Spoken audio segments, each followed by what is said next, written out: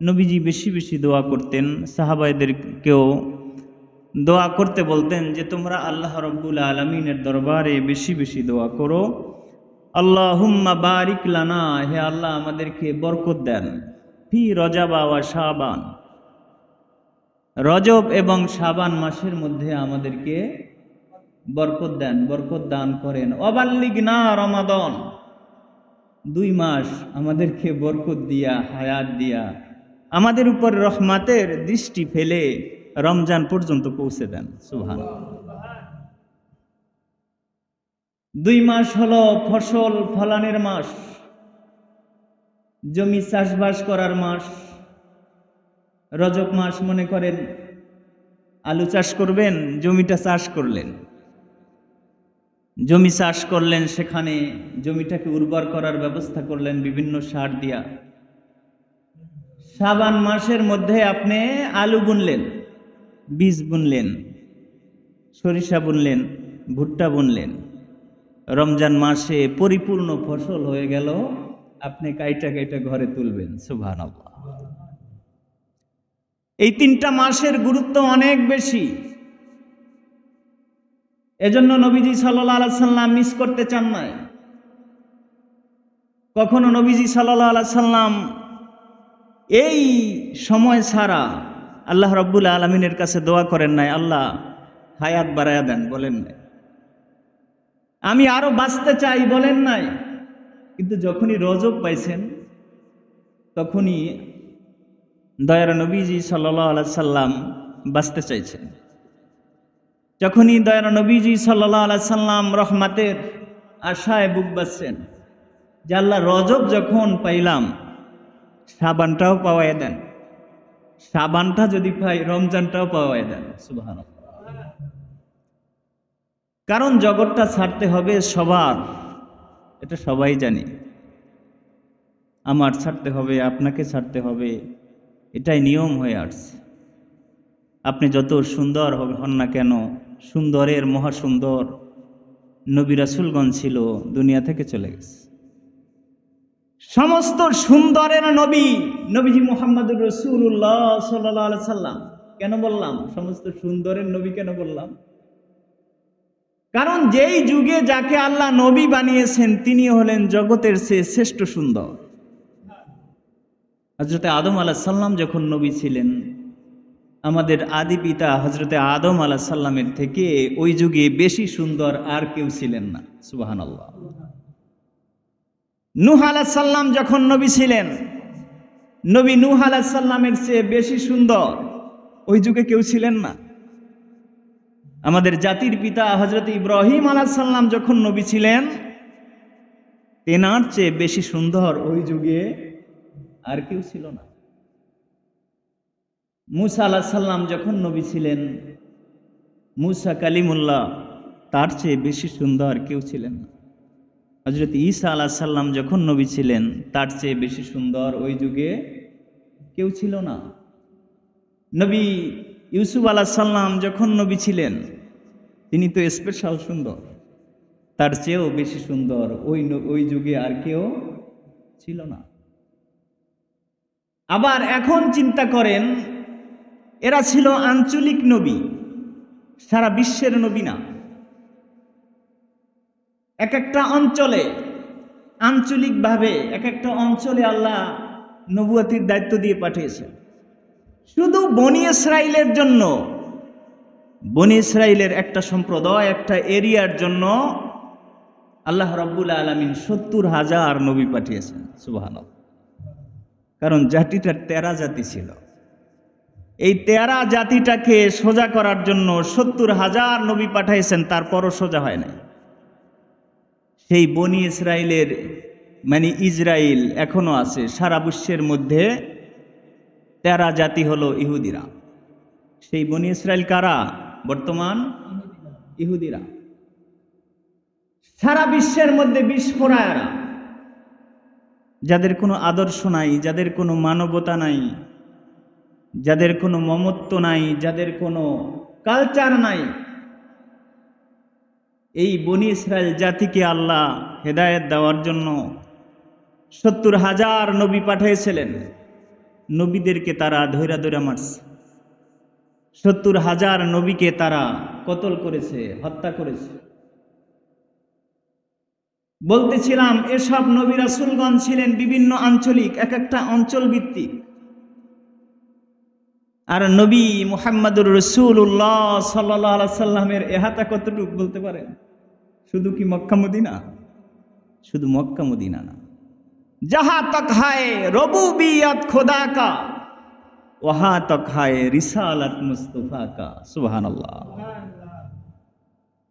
नबीजी सल्लल्लाहु अलैहि वसल्लम মানুষের নবী, নবীজি সাল্লাল্লাহু আলাইহি সাল্লাম জিন জাতির নবী, নবীজি সাল্লাল্লাহু আলাইহি সাল্লাম পশু পাখির নবী, নবীজি সাল্লাল্লাহু আলাইহি সাল্লাম সূর্যের নবী, চন্দ্রের নবী, আকাশের নবী, জমিনের নবী, ফেরেশতাদের নবী, হুর গিলমানের নবী।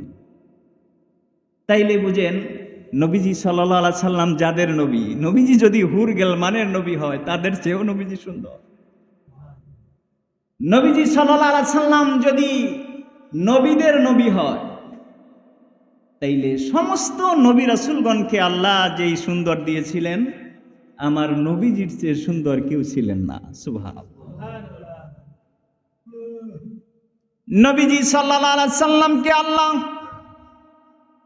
অসংখ্য মুজিজা দিয়েছিলেন। নবীজি সাল্লাল্লাহু আলাইহি সাল্লাম দুনিয়ার মায়া ছেড়ে আমাদের থেকে আড়াল হয়ে হায়াতুন নবী রওজা মুবারকে আজও জিন্দা শুয়ে আছেন। সুবহানাল্লাহ। অন্যান্য নবীও রওজা মুবারকে জিন্দা, আমাদের নবীও রওজা মুবারকে জিন্দা, কিন্তু তাদের মধ্যে আমাদের নবীর মধ্যে পার্থক্য আছে। মুফাসসির কিরাম বলেন ঘুমন্ত ব্যক্তিও জিন্দা। জিন্দা না? ঘুমন্ত ব্যক্তি কি মরা? ঘুমন্ত ব্যক্তিও জিন্দা, কিন্তু যখন মানুষ ঘুমায়া যায় তখন রূহটা কিন্তু তার সাথে থাকে না। এজন্য নবীজি সাল্লাল্লাহু আলাইহি সাল্লাম বলেন তোমরা যখন ঘুম থেকে ওঠো তখন দোয়া পড়ো, আলহামদুলিল্লাহিল্লাযী আহইয়ানা বা'দা মা আমাতানা ওয়া ইলাইহিন নুশুর। অন্য হাদিসে আসছে তোমরা দোয়া পড়ো, আলহামদুলিল্লাহিল্লাযী রাদ্দা আলাইয়া রূহি ওয়া মান ইউমসিকহা ফি মানামি। ঘুমের মধ্যে রূহ থাকে না, তারপরও মরে যায় না। মরে যায়? জীবিতই থাকে, আপনি তাকে আস্তে আস্তে। এজন্য নিয়ম হলো ঘুমন্ত ব্যক্তিকে হঠাৎ করে আপনি এরকম ভাবে জাগাবেন না। অনেক সময় সে অসুস্থ হয়ে যাবে, রূহটা তাড়াতাড়ি তার ভিতরে ফিরতে সময় লাগবে, দেখবেন লোকটা কাঁপা শুরু করে দেয়। হালকাভাবে আলতোভাবে তার মাথায় হাত বুলান, এরকম আস্তে আস্তে তাকে ঘুম থেকে উঠান, এটা হলো নিয়ম। ঘুমন্ত ব্যক্তিও জিন্দা, আর আমরা যারা এখানে জাগ্রত বসে আছি আমরাও জিন্দা। পার্থক্য আছে না? পার্থক্য আছে। অন্যান্য নবী রাসূল তারাও রওজা মুবারকে জিন্দা। আমার নবী নূর নবী মুহাম্মদুর রাসূলুল্লাহ সাল্লাল্লাহু আলাইহি সাল্লাম তিনিও রওজা মুবারকে জিন্দা। পার্থক্য এমন, অন্যান্য নবী রাসূলগণ দুনিয়ায় ঘুমন্ত মানুষ যেমন জিন্দা, তারাও রওজা মুবারকে এমনে জিন্দা। আর আমার নবীজি মুহাম্মদুর রাসূলুল্লাহ সাল্লাল্লাহু আলাইহি সাল্লাম জাগ্রত অবস্থায় মানুষ যেমন জিন্দা, রওজা মুবারকে তিনি তেমনে জিন্দা। সুবহানাল্লাহ। অন্যান্য নবী রাসূলগণকে আল্লাহ রাব্বুল আলামিন মুজিজা দিয়েছিলেন। সাইয়েদনা নবী আদম আলাইহিস সালাম থেকে শুরু করে নবীজি মুহাম্মদুর রাসূলুল্লাহ সাল্লাল্লাহু আলাইহি সাল্লামের আগ পর্যন্ত যত নবী রাসূলগণ আসছেন সকলেরই মুজিজা ছিল, কিন্তু মুজিজাগুলো নবী রাসূল যখন চলে গেছে তাদের মুজিজাও তাদের সাথে চলে গেছে। আবার তাদের ধর্মগ্রন্থ নবী রাসূল যখন চলে গেছে নিজের মতো করে ফেলেছে। সবচেয়ে কম দূরত্বে, কম ডিস্টেন্স, সবচেয়ে কম সময়ের ব্যবধানে দুনিয়া আসছেন নবীজি মুহাম্মদুর রাসূলুল্লাহ সাল্লাল্লাহু আলাইহি সাল্লাম। হজরতে সৈয়দনা হজরত ঈসা আলাইহিস সালামকে জীবিত অবস্থায় আসমানে উঠে নেওয়ার 570 বছর পরে আমার নবীজি মুহাম্মদুর রাসূলুল্লাহ সাল্লাল্লাহু আলাইহি সাল্লাম পৃথিবীতে আসছেন। এত অল্প সময়ের ব্যবধানে অন্য কোনো নবী আসেন নাই। অন্যান্য নবী রাসূলগণদের আগমনের মাঝে 2000-3000 বছর ফারাক ছিল, অনেক বেশি ডিস্টেন্স ছিল, কিন্তু সবচেয়ে তাড়াতাড়ি হযরত ঈসা আলাইহিস সালামকে উঠে নেওয়ার পরে 570 বছর পরে এই অল্প সময়ের ব্যবধানে নবীজি মুহাম্মদুর রাসূলুল্লাহ সাল্লাল্লাহু আলাইহি সাল্লাম দুনিয়া আসছেন। আয়েশা দেখতেছেন আল্লাহ রাব্বুল আলামিন নবী ঈসা আলাইহিস সালামের উপরে যে ইনজিল কিতাব নাজিল করছিলেন তার কিছুই দুনিয়াতে নাই। এক আল্লাহর প্রচার করেছেন নবী ঈসা আলাইহিস সালাম, সেটাকে পরিবর্তন করে খ্রিস্টানরা 3 খোদা বানায় ফেলছে। আল্লাহর এক খোদা দুনিয়ায় নাই। ঈসা আলাইহিস সালাম একরকম দিন প্রচার করছেন, তারা নিজেদের মতো প্রত্যেকটা পৃষ্ঠায় পৃষ্ঠায় পরিবর্তন করে নিজেদের মতো মতবাদ তৈরি করছে। ঈসা আলাইহিস সালাম একরকম তাদেরকে দিনের উপর দাঁড় করায়া দিয়েছেন, কিন্তু 500 বছরের ব্যবধানে তারা সব কিছু উল্টা পাল্টা করে ফেলছে। ঈসা আলাইহিস সালাম শিরিক মুক্ত ইবাদত প্রচার করেছেন, কিন্তু তারা এই অল্প সময়ের ব্যবধানে সব কিছু পরিবর্তন করে পবিত্র কাবার মধ্যে 360 মূর্তি স্থাপন করেছে, সব কিছু পরিবর্তন করে ফেলেছে। নবীজি সাল্লাল্লাহু আলাইহি সাল্লাম এসে দেখে এই 500 বছরের ব্যবধানে ঈসা আলাইহিস সালামের ধর্ম দুনিয়াতে কিছুই নাই, সব পরিবর্তন হয়ে গেছে। কেউ চন্দ্রের পূজা করতেছে, কেউ সূর্যের পূজা করতেছে, কেউ মানুষের পূজা করতেছে, কেউ এরকম ইচ্ছা মতো যার যার জন্য সে মানত করতেছে, যার যার মতো সে ইবাদত করতেছে, যার যার মতো সে দিন তৈরি করছে। অল্প সময়ের ব্যবধানে নবীজি আয়েশা দেখে আল্লাহ রাব্বুল আলামিন যেই ধর্ম নবী ঈসা আলাইহিস সালামের উপর দিয়েছিলেন সেটার কিছুই নাই। কিন্তু দেখেন আজ থেকে 1500 বছর আগে চলে গেছে নবীদের নবী, আমাদের নবী নবীজি মুহাম্মদুর রাসূলুল্লাহ সাল্লাল্লাহু আলাইহি ওয়াসাল্লাম। 1500 বছর ব্যবধানে আমার নবীজি সাল্লাল্লাহু আলাইহি সাল্লাম দীর্ঘ 1500 বছর আগে চলে গেছেন। নবীজির যুগে ওযুর ফরজ যে কয়টা ছিল এখন কি বাড়ছে না কমছে? সে কয়টাই আছে। নবীজির যুগে ওযুর ফরজ 4টা ছিল, এখন ওযুর ফরজ 4টা। নবীজির যুগে গোসলের ফরজ 3টা ছিল, এখনো গোসলের ফরজ 3টা। নবীজির যুগে তায়াম্মুমের ফরজ 3টা ছিল, এখনো 3টা। নবীজির যুগে নামাজ 5 ওয়াক্ত ছিল, এখনো নামাজ 5 ওয়াক্ত। নবীজির যুগে মুসলমানরা বলতো এক আল্লাহ শুধু আমরা মানি, এখনো মুসলমানরা বলে এক আল্লাহ আমরা মানি।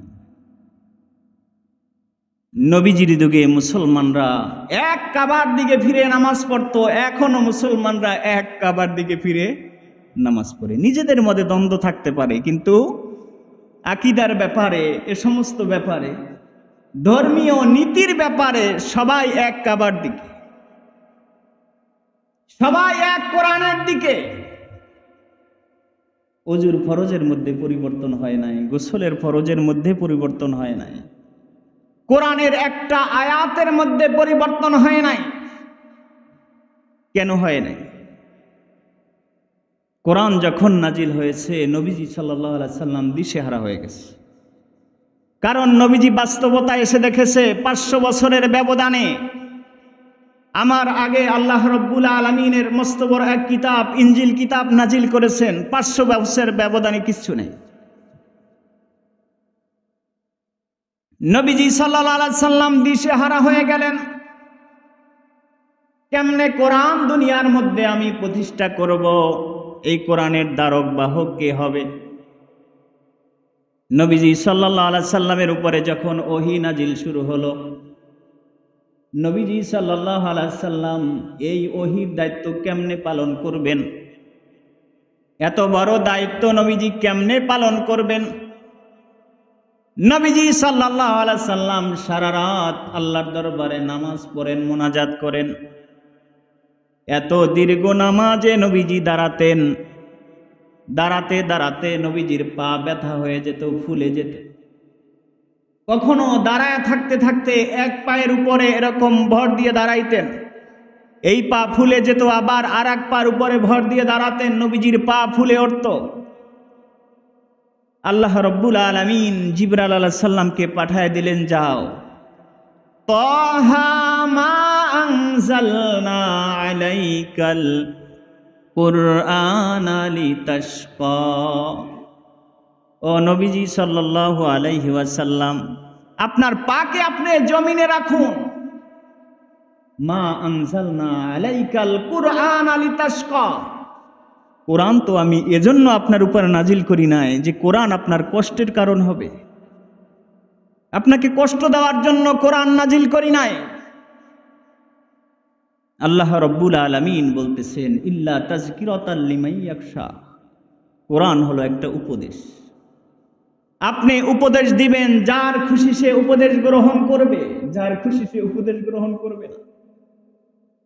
আবার আপনি চাইলেই সবাইকে আপনি হেদায়েত দিতে পারবেন না। হেদায়েতের মালিক একমাত্র আমি আল্লাহ। আপনি চেষ্টা করবেন, আপনি দাওয়াত দিবেন। নবীর আজকের দুনিয়ায় নাই, নবীজের কাজগুলো আলেমদের উপরে এসে পড়েছে। আমরাও আজকের দাওয়াত দিচ্ছি, কিন্তু আমাদের হাতে হেদায়েত নাই, যার কারণে চাইলেই মসজিদে আনতে পারি না। আমাদের হাতে হেদায়েত নাই, এজন্য চাইলেই রোজা রাখাইতে পারি না। আমাদের হাতে হেদায়েত নাই, এজন্য চাইলেই দ্বীনের উপরে শক্তভাবে দাঁড় করাইতে পারি না। চেষ্টা করি, কিন্তু চেষ্টা করলে আল্লাহ রাব্বুল আলামিন যদি হেদায়েত কারো ভাগ্যে থাকে, একদিন হেদায়েত তার কপালে আসবেই। কিন্তু হেদায়েত যদি ভাগ্যে না থাকে, আসবে না। আপন চাচা আবু তালেব কত কষ্ট করেছেন নবীদের জন্য, নবীজির জন্য। নিজের সন্তান ছোট্ট হযরতে আলী রাদিয়াল্লাহু তাআলা আনহুকে না খাওয়াইয়া, কম খাওয়াইয়া, বাতিজা মুহাম্মদুর রাসূলুল্লাহ সাল্লাল্লাহু আলাইহি সাল্লামকে বেশি খাওয়াইতেন। আবু তালেব কে জানেন? হযরতে আলী রাদিয়াল্লাহু তাআলা আনহুর বাবা। ভাইটা মারা গেছে, আবু তালেব পালতেছেন শিশু মুহাম্মদুর রাসূলুল্লাহ সাল্লাল্লাহু আলাইহি সাল্লামকে। লোকেরা জিজ্ঞাসা করত, আবু তালেব তোমার একটা সন্তান আছে হযরতে আলী, তুমি দেখতেছি তোমার সন্তানকে কম ভালোবাসো, তোমার বাতিজা মুহাম্মদ সাল্লাল্লাহু আলাইহি সাল্লামকে বেশি ভালোবাসো কেন? চাচা বলতো যে আমার সন্তানের মনে তো কষ্ট নাই, কারণ তার মা আছে, বাবা আছে, সবাই আছে, কিন্তু ইয়েতিম বাতিজাটার মনে কষ্ট আছে। বাবাটা জন্মের আগেই চলে গেছে, 6 বছরে মাও চলে গেছে, ছিল দাদার কাছে 8 বছরে দাদাও চলে গেছে। যেখানেই হাত রাখে সেখানেই খালি হয়ে যায়। এতিম নবীজি সাল্লাল্লাহু আলাইহি সাল্লামকে আল্লাহ জীবনটাকে কেমন ভাবে গড়ছেন। এজন্যই আল্লাহ রাব্বুল আলামিন নবীজি সাল্লাল্লাহু আলাইহি সাল্লামকে বলেছেন, ও নবীজি সাল্লাল্লাহু আলাইহি ওয়াসাল্লাম, আপনি যদি আমাকে প্রশ্ন করেন আপনাকে আমি এরকম ভাবে চির এতিম কেন বানাইলাম, ফাআম্মাল ইয়াতীমা ফালা তাকহার,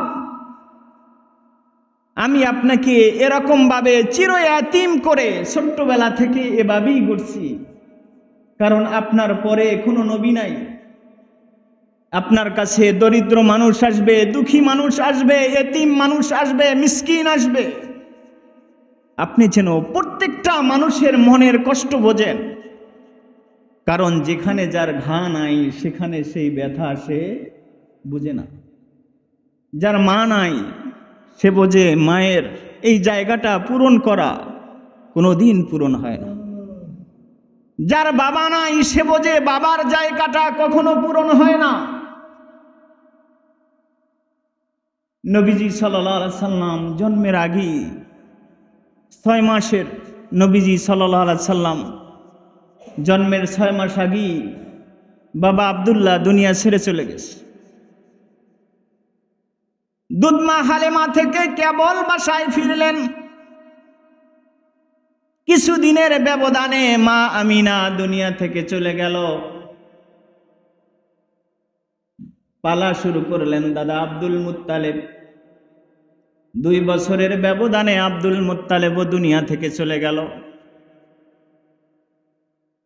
এজন্য চাচা আবু তালেব বলতো যে আমার ছেলের মনে তো কষ্ট নাই, তার বাবা আছে মা আছে, কিন্তু এতিম বাচ্চাটা, আমার এতিম বাতিজাটা, তার মা নাই তার বাবা নাই, তার মনে অনেক কষ্ট আছে, এজন্য ওরে আমি একটু বেশি ভালোবাসি। সুবহানাল্লাহ। নবীজি সাল্লাল্লাহু আলাইহি সাল্লামের শরীর মোবারক যেখানে লাগছে এইখানে কোনোদিন জাহান্নামের আগুন লাগবে না।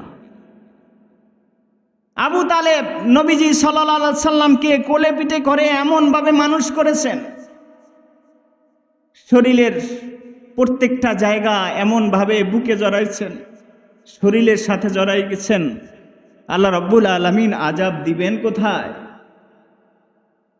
কিতাবে আসছে আবু তালেবকে জাহান্নামের মধ্যে সবচেয়ে কম আযাব হবে পায়ের পাতা, যেখানে নবীজির শরীরের সাথে স্পর্শ হয় নাই। এই পায়ের পাতার মধ্যে আগুনের 2টা জুতা পরায় দেওয়া হবে। সেই আগুনের 2টা জুতার আযাবে আবু তালেবের মাথার গিলুগুলো এরকম ছিটে ছিটে পড়তে থাকবে।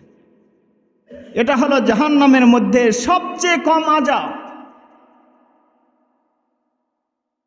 বলতেছিলাম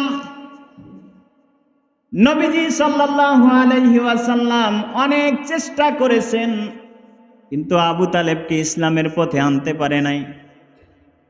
মরার সময়ও কানে কানে বলেছেন, চাচা প্রকাশ্যে যদি না পারেন কানে কানে আমাকে বলেন, আমার ধর্ম আমার কালেমা আপনি গ্রহণ করেছেন, মনে মনে আপনি বলেন, কানে কানে আপনি বলেন। আবু তালেব সেদিন বলছিল, ও মুহাম্মদ সাল্লাল্লাহু আলাইহি ওয়াসাল্লাম তুমি মন খারাপ করো না।